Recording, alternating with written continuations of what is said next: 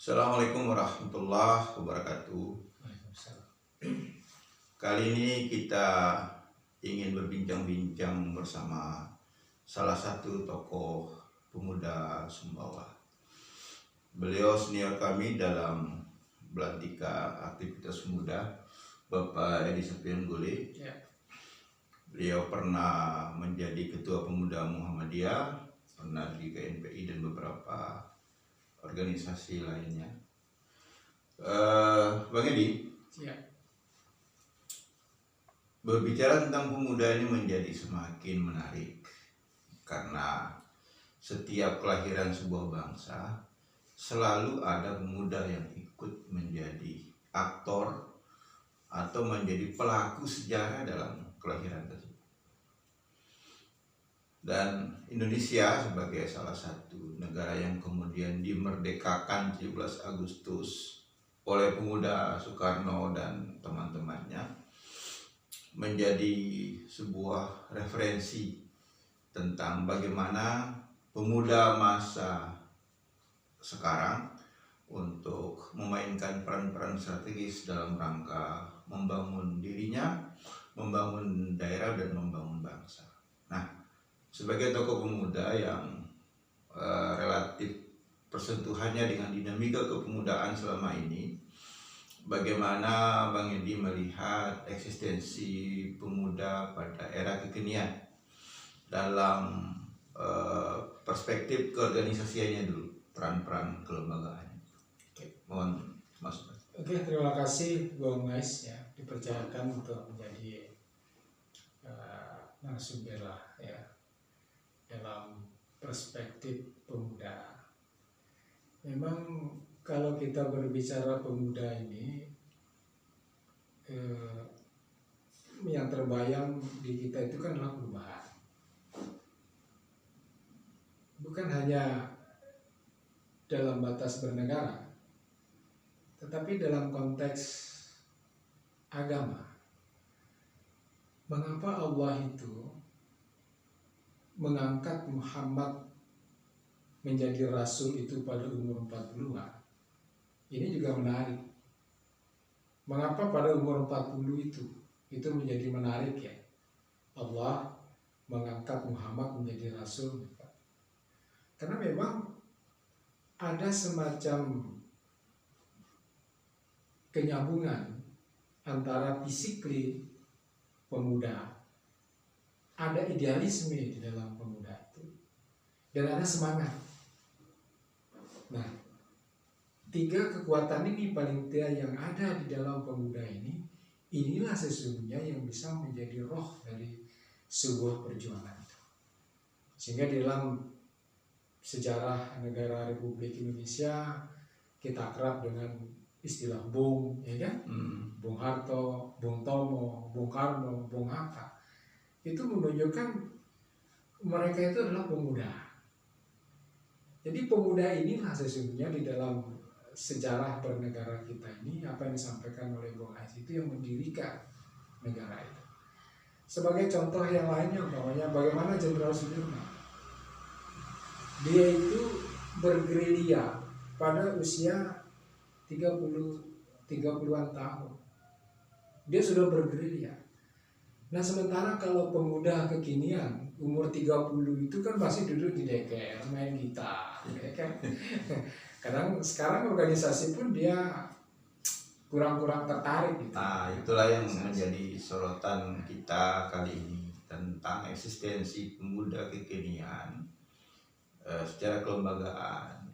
Apakah sudah terakomodir mereka dalam beberapa organisasi kepemudaan yang ada? Ini kan ada Komite Nasional Pemuda Indonesia, ada OKP, Ya. baik yang berafiliasi ke NU, Muhammadiyah, NUI dan lain-lain. Dan apakah peran strategis pemuda era kekinian itu sudah maksimal dari mainnya itu? Jadi begini, saya ingin bahas dulu tentang perbedaan organisasi masa lampau dengan organisasi hari. Oke. Jadi organisasi masa lampau itu bagaimana pemuda Natsir yang membangun organisasi HAMKA dan lain sebagainya. itu membangun organisasinya itu sampai sekarang itu masih membekas, Masih eksis ya. masih eksis, ya kan? Tetapi banyak organisasi yang lahir kemudian, ya setelah kemerdekaan atau mungkin pada fase reformasi itu hanya begitu muncul lantas hilang. Nah inilah yang menjadi ironis bagi saya itu, justru pemuda-pemuda ini terdegradasi, dia semakin ke depannya semakin terdegradasi. Nah mungkin saja itu penyebabnya adalah dalam kita memilih ketua organisasi ini, guys. Ya. Kalau dulu memilih ketua organisasi itu dia tidak berpikir bahwa yang dipilih itu, yang diajukan itu orang yang punya harta, yang punya jabatan gitu ya. Dia tidak berpikir ke arah sana. Murni kompetensi. Murni kompetensi. Jadi dia melihat integritasnya dia di dalam organisasi itu. Dilihat kesungguhannya dia. Jadi kalau permasalahan uang, kekayaan itu nggak dijadikan pertimbangan. Nah sehingga sifat kenegarawanan muncul mereka. Nah sehingga semangat inilah yang membuat organisasi itu sampai hari ini ya kita bisa nikmati. Nah beda sekarang rupanya. Kita memilih ketua organisasi apa saja, maka yang jadi kalkulasinya itu dia itu jabatannya apa di birokrasi, ya kan? Dia punya mobil nggak, ya kan? Dia punya duit nggak, punya relasi nggak? Jadi itu yang mengemuka daripada integritas. Nah sehingga banyak sekarang ini mereka-mereka yang terlibat di dalam organisasi itu akhirnya bukan untuk membesarkan organisasinya, tetapi menjadikan organisasi itu sebagai batu loncatan dia untuk mendapatkan jabatan-jabatan atau proyek. Iya. Nah itu hal yang relatif terjadi di beberapa tempat. Dan tidak menutup kemungkinan di sekitar kita juga ada kasus seperti itu. Tapi sekali lagi tetap melekat kewajiban dalam pemuda itu sebagai agen of change, sebagai agen perubahan, gitu kan. Oleh karenanya, menurut cermatan tokoh pemuda ini, pemuda kekinian dalam konteks pemuda hari ini, dimana kita ya relatif sudah sebenarnya kita tidak muda lagi nih Bang, tapi kan ada di kita yang muda ini, apa kira-kira yang perlu didorong supaya bisa mereka memainkan peran strategis dalam rangka membangun daerah lah misalnya, atau sekitar ada 2 tema pembangunan yang mesti dijadikan agenda serius bagi pemuda. Yang pertama pembangunan sumber daya manusia, yang kedua adalah bagaimana membangun sumber daya alam kita ini, memanfaatkan sumber daya untuk pembangunan. Bagaimana pemikiran tokoh tentang kondisi itu? Oke, jadi begini, kalau kita masih, kalau Bung Ais ya ada lagu Kus Plus semua, kolam susu atau apa ya. Tongkat kayu dan batu jadi tanaman. Dari mana lagu itu, Bung Ais, itu menunjukkan bahwa negara Indonesia ini adalah sebuah negara yang subur. Tidak ada yang tidak ada di Indonesia ini, ya kan? Mau bicara mineral, mau bicara pertanian, mau bicara peternakan, itu semua komplit ada di Indonesia. Tetapi secara nyata juga bahwa Indonesia sampai hari ini ya masih pada tingkat negara berkembang. Ekonominya masih bergantung pada negara lain gitu ya. Padahal bonus demografi kita, arti ledakan penduduk kita yang banyak ini sebenarnya bisa memacu industri itu sendiri, karena ada tenaga kerja yang murah dengan banyaknya penduduk ini. Nah pertanyaan tadi itu mengapa kita tidak bisa mengelola ini kan? Nah tumpuan kita ini di pemuda. Saya melihat pemuda kita itu idealismenya lah yang kurang, keseriusannya yang kurang, dan rasa berterima kasih lah, sehingga nanti yang terjadi itu Indonesia ini seperti negara kutukan, punya sumber daya alam tetapi nggak bisa dimanfaatkan. punya sumber daya manusia juga tetap tenaga kerjanya dari luar dan lain Nah, ini persoalan yang miris kita saksikan. Ya. Angka pengangguran kita semakin tinggi, kemudian tingkat kemiskinan juga semakin bertambah. Di sisi lain kita lihat bahwa ada eksploitasi sumber daya alam dengan menggunakan tenaga kerja asing. Ini sesuatu yang ironi gitu. Ya. Mestinya negara menjawab bahwa pengelola sumber daya alam itu kan mestinya sumber daya manusia Indonesia, dan hal ini tidak mudah dalam itu. Tetapi entahlah apa kebijakan terjadi. Tetapi akibat yang muncul dirasakan adalah pemuda makin sempit ruangnya untuk bisa eksis. Bahkan untuk bisa mendapatkan pekerjaan pun susah. Ini kan realitas yang tidak bisa dihindari. Sudah berapa banyak lulusan perguruan tinggi, tapi kan faktanya tidak bisa gitu. Ujung-ujungnya kita sarankan supaya bisa berusaha mandiri, buka lapangan kerja sendiri. Tapi itu sesungguhnya adalah ungkapan atas kegagalan negara menciptakan lapangan pekerja bagi pemuda. Nah, dalam konteks itu, Bang, apa yang harus dilakukan itu? Pemuda sekarang ini selain dia meningkatkan skill barangkali ya, meningkatkan keterampilan, apalagi yang harus dilakukan gitu. Minimal di tingkat daerah supaya sumber daya alam ini tidak dicuri oleh orang asing, lalu kemudian ketika dilakukan itu orang lain juga yang lakukan, mereka jadi penonton. Ini kondisinya. Jadi gini, reformasi ya, yang pasti dari reformasi itu adalah reformasi itu sendiri. Jadi reformasi ini nggak boleh terhenti ya. Sebenarnya pada tahun 98 itu bagaimana tokoh Prof. Amin Rais ya, sebagai tokoh reformasi itu dia merubah sebuah tatanan dari sentralistik menjadi dari sentralistik menjadi desentralistik. Nah, sentralistik zaman Orde Baru itu ini punya plus minus, ya kan? Sehingga tokoh-tokoh muda pada saat itu perjuangan 98 itu untuk menjadikan sebuah tatanan baru di reformasi itu sebenarnya entry point bagi negara itu, bagi kita pemuda itu untuk berkiprah lebih luas. Artinya ada kewenangan yang didistribusikan dari pusat itu ke daerah, ya kan? Dulu kita nggak pernah berpikir umpamanya bahwa yang menjadi bupati itu putra daerah, ya kan? Orangnya di Sumbawa dulu, ya kan? Pasti siapa yang jadi bupati itu kan pasti kiriman dari pusat, ya kan? Jadi tidak ada pemilihan-pemilihan seperti itu.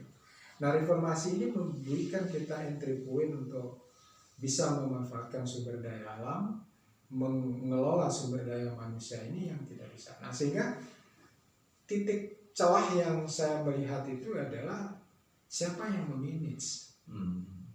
Regulasi ada dari desentralistik menjadi desentralistik.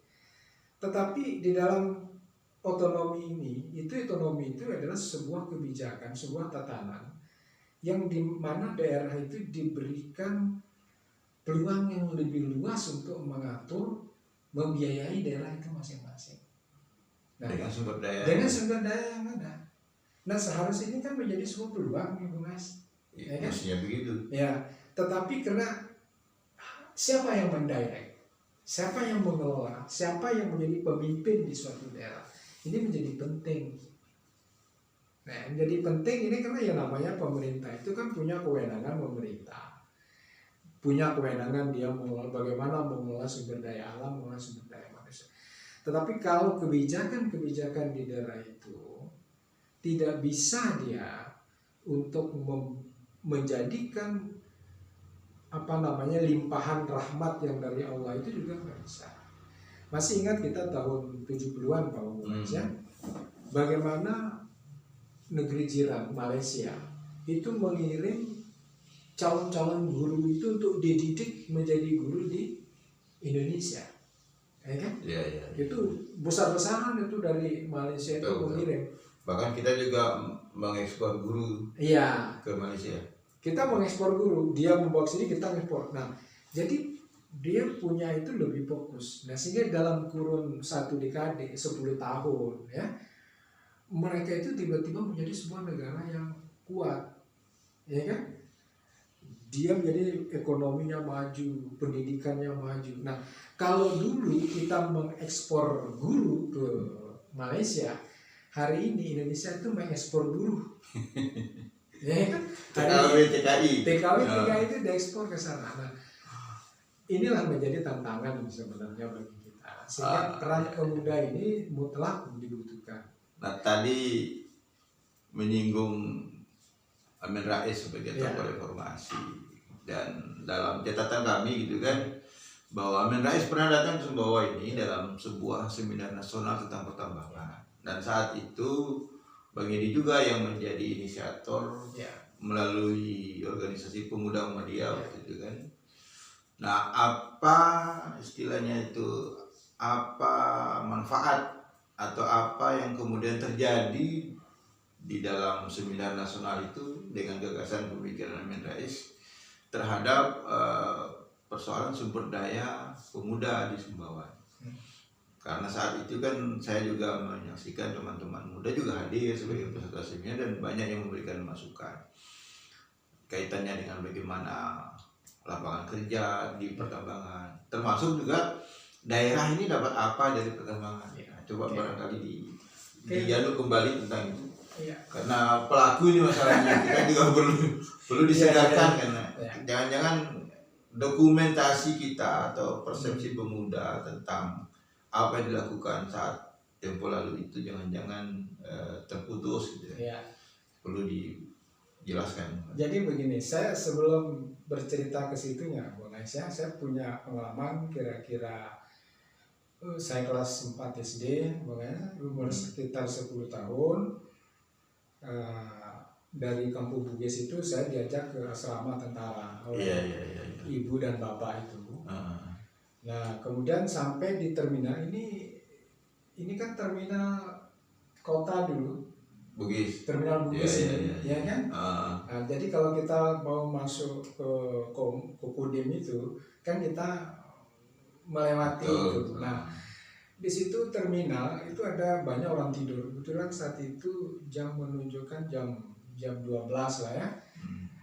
Saya lewat jalan saja sama orang tua saya, kedua orang tua saya itu. Saya melihat ada orang yang tertidur pulas di kursi terminal. Nah, saat itu saya bilang sama orang tua saya, bapak saya itu, Pak, itu gimana itu kok malas sekali jam 12 tidur gitu, itu kan saya bilang. Nah, dari yang saya lontarkan itu nampaknya ibu saya sama bapak saya itu punya pandangan yang berbeda. Pak Guli ini, orang tua laki saya ini, mengatakan bangunkan dia. Sementara ibu saya ini bilang, oh jangan dibangunkan, mungkin dia kecapean gitu, dia tertidur, biarkanlah kesempatan dia. Akhirnya kita nggak melakukan apa-apa, lewat saja gitu. Tapi dalam pikiran saya berkecamuk, yang mana yang benar? Bapak saya bilang bangunkan, ibu saya bilang jangan bangunkan, dengan alasan. Kira-kira 1 jam lebih di situ balik, masih tertidur. Si ibu tadi masih tertidur. Nah, bapak saya itu tidak kompromi lagi, langsung dibangunkan. Bangun. Nah, apa yang pelajaran yang saya dapatkan dari situ itu, bahwa kita jangan terlalu banyak mimpi lah. Jadi jangan terlalu banyak mimpi gitu loh. Nah, pemuda-pemuda kita ini jangan seperti itu. Masih banyak pemuda-pemuda kita yang tidur sekarang ini, yang belum bangun dari tidur-tidurnya itu. Mimpi indah terus. Ya, dia mengatakan, wah kasihan, gak usah dibangunkan, dia lagi mimpi indah. Nah, harus kita bangunkan bahwa menghadapi sebuah kenyataan dunia ini. Nah, itu pandangan orang tua. Nah, menyambung ke situ, Bung Ais. Jadi masalah seminar itu sebenarnya tahun 2006. Ya, tahun 2006 saya ada muktamar pemuda di Samarinda. Iya. Saat itu saya melakukan lobby-lobby dengan Pak Amin Rais, dengan Prof. Den. Saya minta beliau itu untuk datang ke Sumbawa gitu. Karena memang isu tambang ini kan sudah menghambat. Ya, saat itu kan teman-teman lagi kencang ya, Lagi kencang. melakukan gerakan-gerakan aksi. Gerakan. Ada yang anti tambang, ada yang nuntut tentang masalah pekerjaan dan yang lain, termasuk persoalan dampak lingkungan yang lain. Nah, itulah yang kemudian melatar belakang. Ya, jadi yang melatar belakang ini bukan hanya kondisi nasional, tetapi juga kondisi global pada saat itu, di mana Erik Morales ya dari Bolivia, Presiden Bolivia, kemudian Hugo Chavez dari Venezuela, itu juga sedang menyuarakan tambang di tingkat global. Betul. Nah, ini yang kemudian mix dengan semangat kita yang ada. Sudah akhirnya kita pemuda Muhammadiyah pada saat itu, kebetulan saya sebagai ketuanya, meminta dengan hormat Prof. Amin Rais itu menjadi salah satu pembicara di Sumbawa seperti itu. Nah, kedatangannya beliau ke Sumbawa ini tentu nggak gampang lah, ya.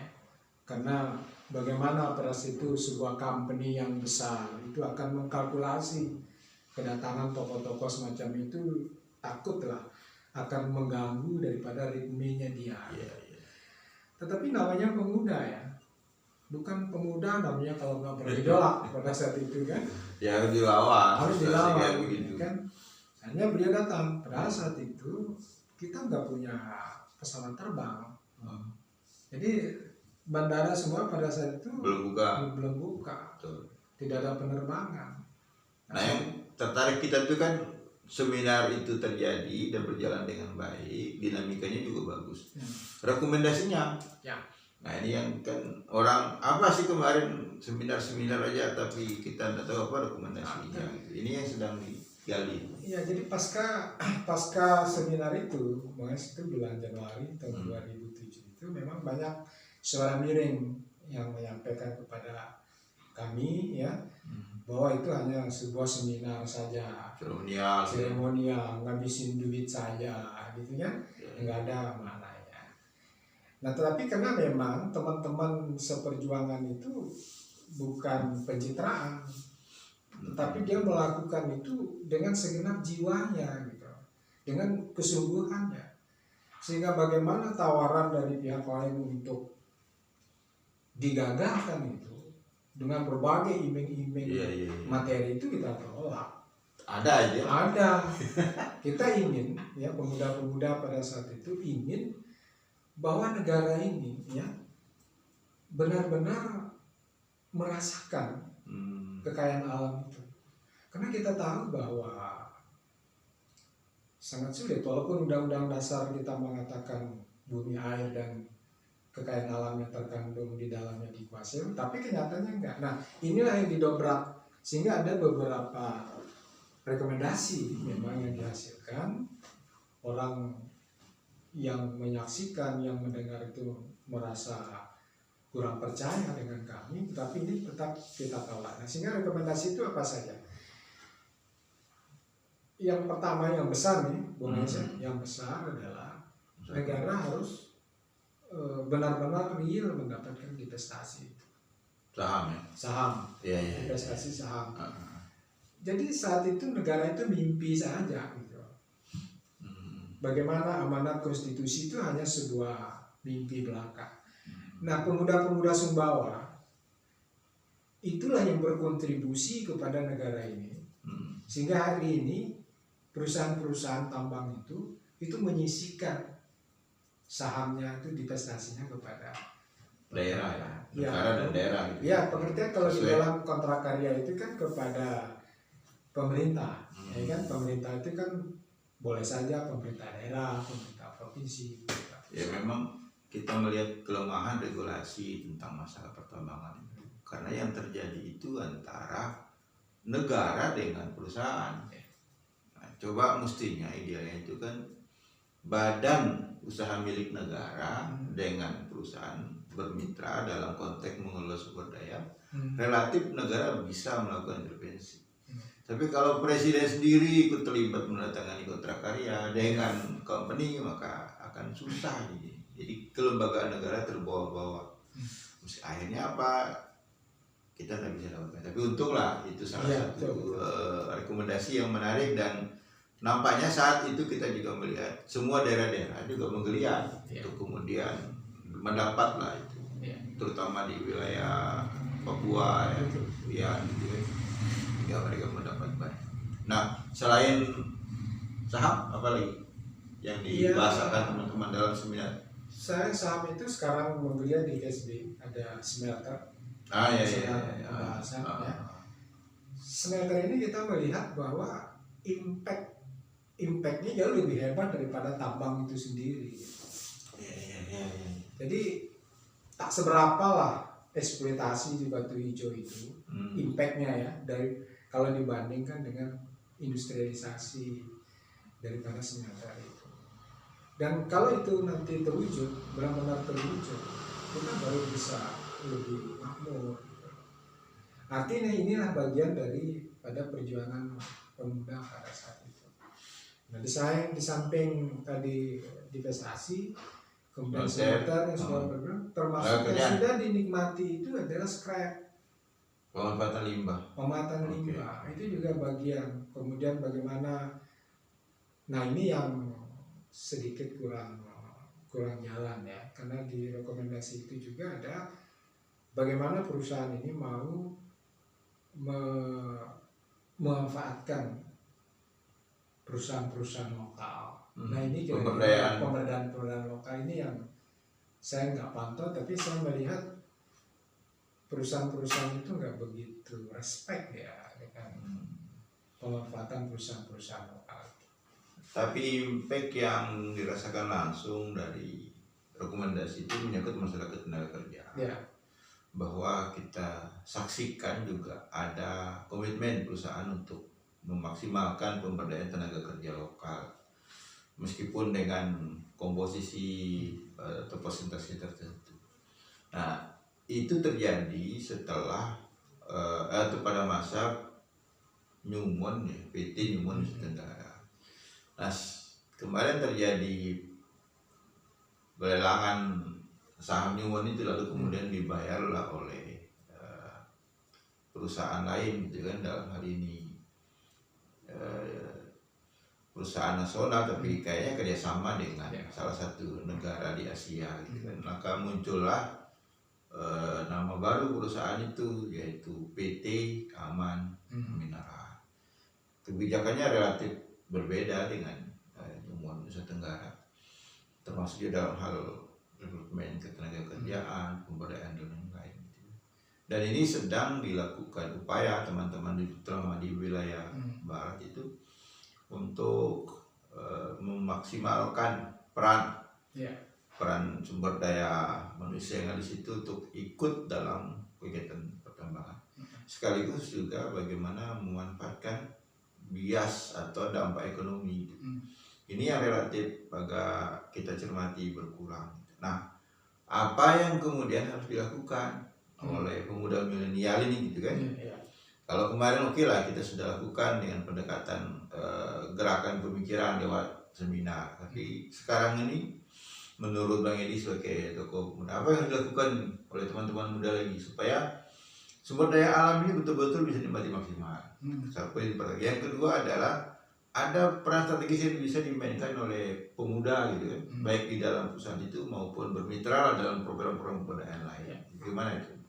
Ya, jadi ini kan agak sedikit rumit nih, Mas ya. Jadi kalau kita membandingkan antara bagaimana tingkat kemakmuran masyarakat yang ada di Sumbawa dan Sumbawa Barat umpamanya, terkait dengan pergantian perusahaan. Ya sejujurnya kita mengatakan perusahaan yang Newmont itu lebih memberikan sejahtera sebenarnya. Masih lebih baik lah. Lebih baik dia daripada perusahaan yang sekarang. Nah, hari ini kalau saya melihat mengapa seperti itu, kalaupun itu dibeli ya oleh nasional katakan seperti itu, tetapi di pintu belakangnya kayaknya beda itu. Yang punya uang beda.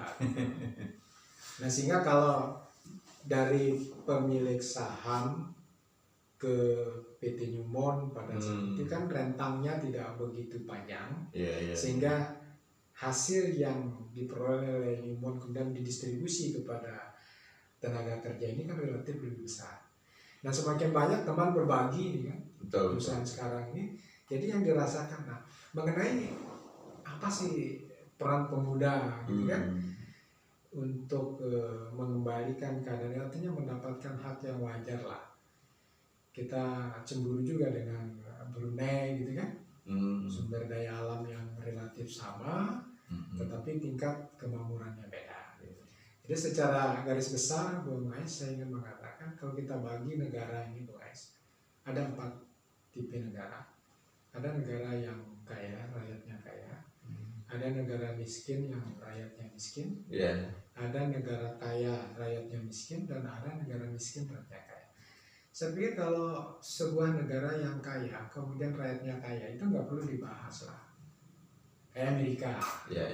ya kan, mungkin Cina atau Arab Saudi lah, ya kan, dimana mereka makmur karena memang sumber daya alamnya. Nah, Indonesia berada pada posisi Nah, mana? itu kan pertanyaan sekarang ini, di mana posisi Indonesia dari 4 tipe negara itu? Apakah negara kaya yang rakyatnya kaya, negara miskin yang rakyatnya miskin? Mana negara miskin rakyatnya miskin? Biasanya di Afrika, Zimbabwe, Uganda, Burundi, ya kan? Jawabannya itu A, B, C, benar semua kayaknya. Nah, kemudian ada yang mengatakan, Bung Edi, ini kan sempat saya nyampaikan di seminar itu. Iya. Pak Prof. Sony Kerap itu mengatakan, dia punya pidato itu saya mau pakai. Artinya, negara miskin yang rakyatnya kaya mana? Singapura. Betul. Ya kan? Singapura itu garis pantainya, orang luas Singapura itu kan masih lebih luas dia sedikit dari Kecamatan Banda seumpamanya. Betul. Dia nggak punya garis pantai, tetapi mengapa dia bisa? Dia bisa eksis. Nah, Indonesia orang mengatakan, di yang keempat ini Pak Edi, negara yang kaya rakyatnya miskin. Nah, ini kita keluar dari situ. Ya, prihatin juga dengan realitas ini, dan kita berharap pemerintah sekarang itu kan, pemerintah daerah itu kan bisa menangkap bahwa ada sumber daya alam yang belum maksimal dimanfaatkan untuk pembangunan daerah. Jadi ya ambillah, kita rekomendasikanlah ke pemerintah daerah untuk lakukan kajian kembali apa bentuk istilahnya itu kemitraan antar pemerintah daerah dengan perusahaan dalam rangka pemberdayaan sumber daya ekonomi masyarakat. Karena saya lihat tidak begitu nampak. Nah, sebentar lagi nih di beberapa titik-titik tertentu di Lurinti misalnya, atau di wilayah lain itu kan sedang dirancang program eksploitasi sumber daya alam tambang lagi gitu kan. Nah, kalau tidak ada desain regulasi di tingkat atau draft kebijakan ke pemerintah daerah, kekhawatiran saya akan sama lagi. Kita punya sumber daya dan bisa kita maksimalkan. Kemudian pemuda atau masyarakat tidak bisa juga terakses, itu kan ini memprihatinkan. Itu yang saya tanya tadi. Apa yang harus dilakukan pemuda sekarang ini dalam rangka itu? Ya sebenarnya gini, Bung Aisyah, saya melihat negara kita ini, pemuda ini harus diberikan ruang yang lebih luas lagi lah, untuk mengeksplor. Nah, tetapi pada intinya begini, kalau dibilang Amerika contoh nggak punya tambang, enggak. Punya juga. Australia punya. Tetapi mengapa mereka melakukan penambangan di negara lain? Karena dia tidak mau terbentur dengan isu lingkungan. Ya. Jadi mengapa Newmont dulu bertahan tidak mau membuat smelter? Ya. Karena nilai ekonomi di konsentrat ini itu jauh lebih tinggi dengan minus pengaruh lingkungannya, impact lingkungannya. Nah, untuk itu saya sih juga kurang setuju ya kalau kita habis-habisan mengelola sumber daya alam kita tanpa menggunakan perhitungan. tingkatkan kelipatan dari tambang yang sudah ada saja dalam bentuk regulasi-regulasi itu. Betul, bentuk regulasi. Iya betul. Sekarang umpamanya kan kemiskinan ini ada kemiskinan terstruktur, Mas. Iya.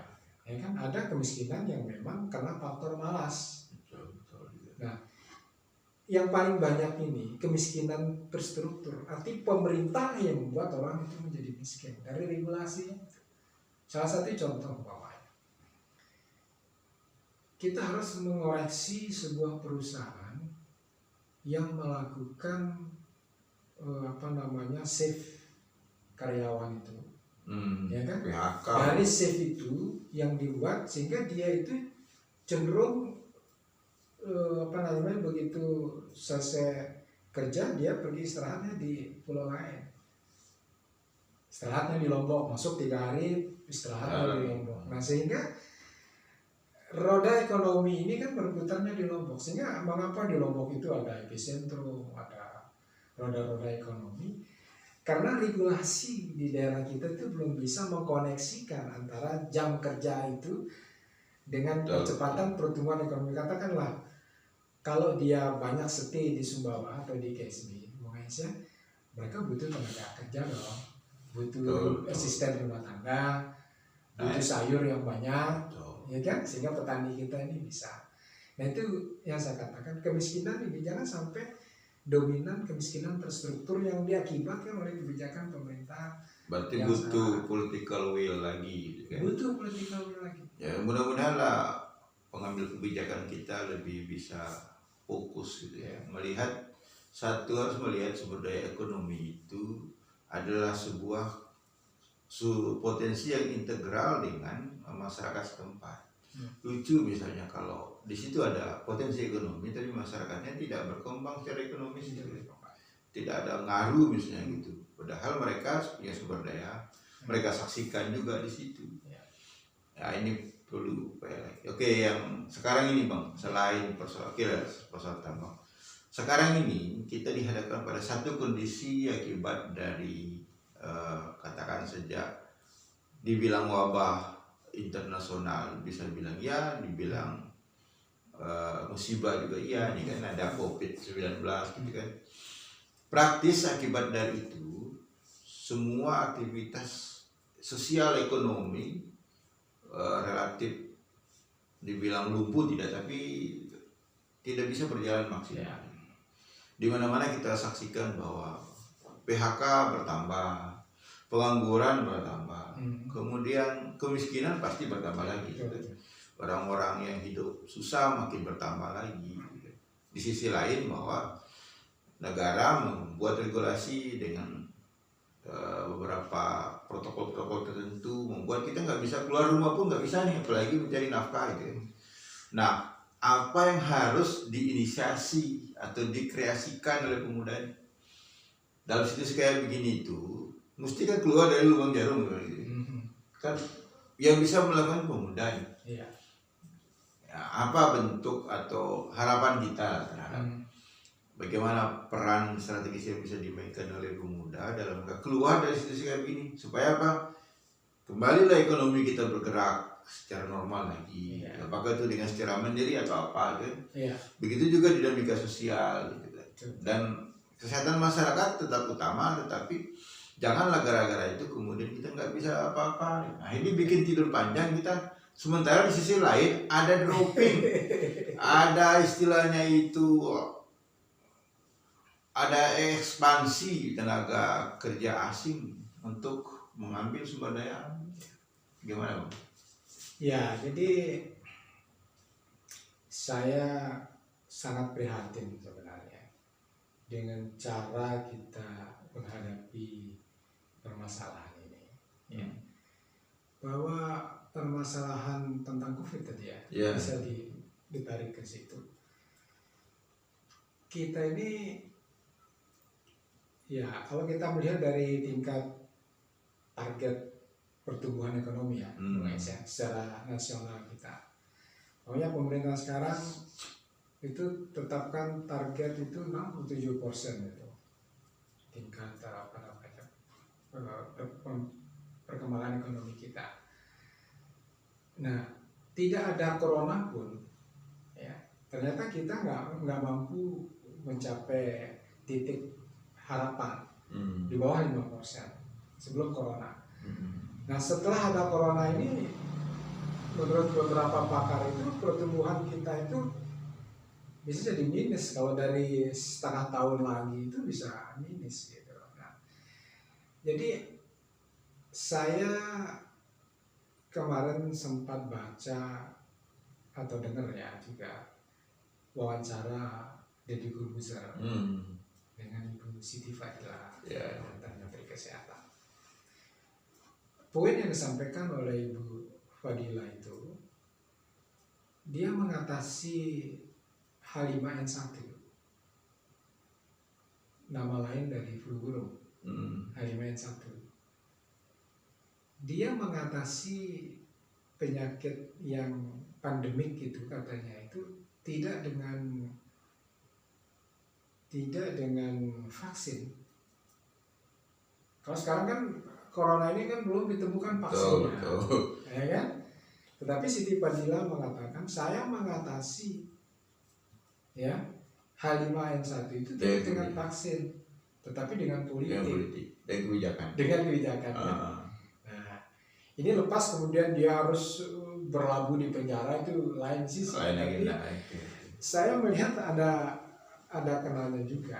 Kenapa kalau kita terus bertahan pada posisi yang sekarang kita katakan social distancing, impact-nya adalah mempengaruhi ekonomi kita, ya kan? Tidak ada corona pun kita di bawah 5%. Ada corona bisa minus gitu. Makin turun. Sekarang umpamanya di anggaran-anggaran di daerah itu berapa banyak pekerjaan-pekerjaan fisik proyek itu yang harus dihentikan. Arti tidak ada pembangunan, yang ada adalah pembiayaan sekarang. Nah sampai kapan daerah kita ini, negara kita itu punya stok uang untuk menjamin hidup daripada masyarakat. Nah sehingga new normal ini yang disebut ini memang seharusnya seperti itu. Kita kadang-kadang terlalu lebay lah bahasa orang sekarang. Terlalu lebay lah bahasa sekarang menyikapi seperti ini. Saya itu lebih menarik itu mengatasi masalah ini ya. Kalau ada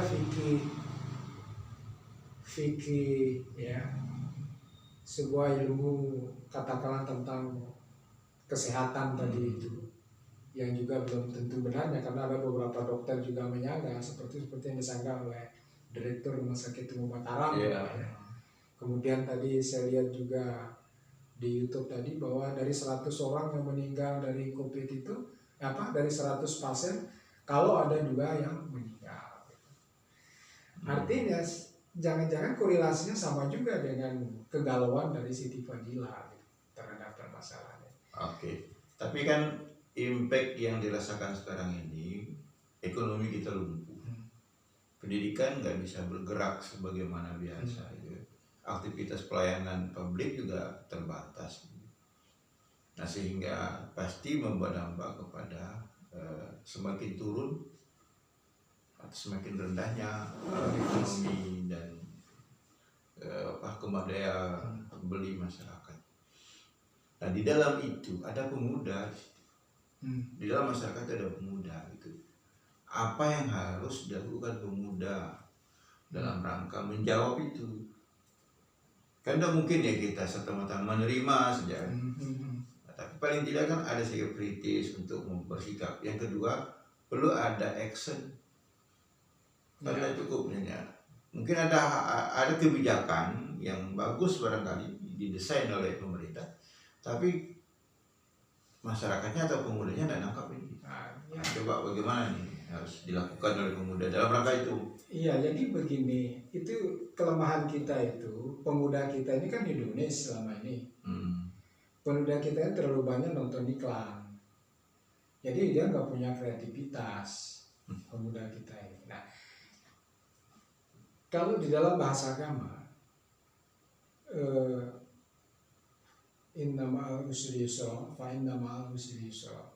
Buat di balik kesempitan itu ada kelapangan, Iya. ya kan? Hmm. Selalu saja ada cahaya di lorong gelap, gitu kan? Betul. Seperti itu. Nah, yang kita maksudkan sekarang ini bahwa impact daripada corona ini, kalau orang jeli sebenarnya itu bisa menjadi sebuah Potensi. Itu Ah, menjadi gimana, sebuah gimana? potensi, ya kan? Hmm. Nah, maksudnya adalah ini kita melihat sebenarnya bagaimana dengan menjamurnya pedagang-pedagang online, Iya. ya kan? Ah. Pedagang online ini kita sekarang kalau kepingin makan jajan apa saja, tinggal kita connect, Kali aja pesannya langsung kan. pesan sudah. Nah, kemudian yang mungkin kita tidak siapnya sekarang ini adalah bagaimana membangun komunikasi dengan pemerintah. Bagaimana kita membangun komunikasi dengan pemerintah. Problem kita ini sebenarnya bukan pada produksi kalau saya. Ya. Sekarang ini dengan kemajuan teknologi YouTube, Anda mau buat apa saja tinggal masuk ke YouTube, membuat bom ada di YouTube, membuat UMP ada di YouTube, kan seperti itu. Iya. Artinya bukan online pada lah gitu, media bukan sosial. pada masalah buatnya, tapi dia membuatnya pakai apa, ya kan? Nah, sehingga perlulah koneksi dengan pemerintah itu. Nah, jadi pemerintah ini harus ada intervensi sekarang. Betul. Intervensi di marketing, di pasarnya, kemudian intervensi di modal. Pemuda kita ini nggak punya uang saat itu. Konsepnya punya. Kalau dia memproduksi sesuatu, dia bisa niru di YouTube. Betul. Tapi Modalnya. Nah, kembali kebijakan ini. Iya, kembali kepada. Mestinya ada kebijakan yang membackup pemuda dalam hal permodalan supaya usaha yang mau dirintis atau yang akan dikembangkan itu bisa berkembang kan. Betul, bisa berkembang. Salah satu contoh Mama aja. Sumbawa ini kan penghasilan madu. Ya. Nah, permasalahannya sekarang ini adalah orang yang mau minum madu itu harus punya uang 100.000. Betul. Ya kan? Jadi kalau nggak punya uang 100.000 nggak bisa minum madu, karena madu kita ini dijual dalam bentuk takaran botol. Seharusnya kalau pemerintah bersama pemuda ini, umpamanya Karang Taruna atau apa lembaga itu, membuat madu dalam bentuk saset. Dan ini bisa menjadi, daripada orang-orang berlomba-lomba beli vitamin C untuk daya tahan tubuhnya, cukup dengan madu itu maksudnya ada kearifan lokal yang bisa ditenden di situ. Nah, ini campur tangan. Maksudnya yang apa namanya? JPS yang termasuk juga bantuan sosial itu kan bisa masuk lah. Bisa masuk itu. Ada Umpamanya pemberdayaan lokal itu. Betul. Jadi pasarnya sekarang pemuda kita ini tidak bisa kita serta-merta mengatakan Anda nggak punya keunggulan kompetitif, karena kita nggak menyiapkan itu. Tetapi dengan kondisi seperti ini, Bung Ais, pemerintah harus memainkan keunggulan komparatifnya dengan memfasilitasi tadi, dengan membantu pemodalan, membantu modal, membantu pasar. Lalu pasarnya, anak-anak kita yang sekolah ini setiap pagi harus dia minum madu, dan itu harus regulasi lagi. Ya, cukuplah dengan peraturan bupati, kan? Iya, kirim ke sekolah-sekolah, anak-anak sebelum minum madu daripada beli vitamin C. Menarik ini sebagai solusi dalam kondisi kita dihadap COVID. Oke, hadirin sekalian, itulah diskusi kita dengan tokoh pemuda terkait dengan eksistensi pemuda masa lampau, kemudian sampai dengan masa beliau eksis sebagai Ketua Pemuda Muhammadiyah dan peran-peran strategis yang dilakukan, serta harapan beliau, harapan kita semua terhadap bagaimana eksistensi dan peran strategis pemuda masa depan. Itulah dialog kita, mudah-mudahan bisa kita jadikan referensi sekaligus juga punya manfaat untuk kemudian bisa kita implementasi dalam kehidupan kekinian. Demikian hadirin sekalian, Terima kasih atas perhatiannya. Assalamualaikum warahmatullahi wabarakatuh.